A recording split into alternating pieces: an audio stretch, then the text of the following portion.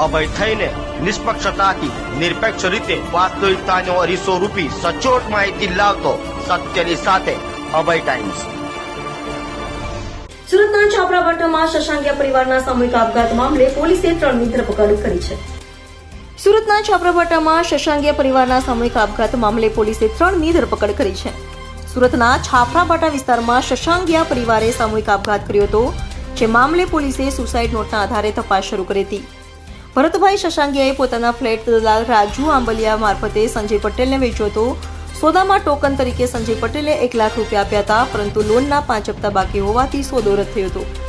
આ પછી સંજય પટેલ, તેના પુત્ર હિતેશ અને દલાલ રાજુ આંબલિયાએ રૂપિયા પરત માંગ્યા। ભરતભાઈને દવાખાનું આવતા લાખ રૂપિયા ખર્ચાઈ ગયા હતા। આરોપીઓએ રૂપિયા માટે ધમકીઓ આપી અને ઘરમાં ઘૂસી મારવાની ધમકી આપતા ભરતભાઈ, તેમના પત્ની વનિતાબેન અને પુત્ર હર્ષે આપઘાત કર્યો। પોલીસે 3 આરોપીઓની ધરપકડ કરી છે। અમરોલી પોલીસના પીઆઈ જેબી વનારનું કહેવું છે કે તપાસ ચાલુ છે। છાપરાભાટા વિસ્તારમાં એન્ટેલિયા ડ્રીમ્સ ફ્લેટમાં 3 લોકોએ સામૂહિક આત્મહત્યા કરેલી, એ બાબતે તાત્કાલિક ગુનો દાખલ કરી અને સુસાઇડ નોટ આધારે 3 આરોપીની ધરપકડ કરવામાં આવી છે અને તેઓને નામદાર કોર્ટમાં રજૂ કરતા જ્યુડિશિયલ કસ્ટડીમાં મોકલી આપી છે। આપઘાત કરવા પાછળનું શું કારણ સામે આવ્યું છે?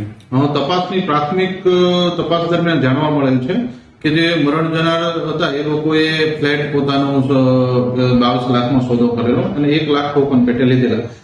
ત્યારબાદ ફ્લેટ ઉપર લોન ચાલતી હતી, એ સામેવાળાને ખબર પડતા આ લોકોએ 1 લાખ ટોકન પાછું માંગેલું અને એ ઉઘરાણીમાં સામેવાળા દબાણમાં આવી અને સુસાઇડ કરેલાનું જાણવા મળે છે।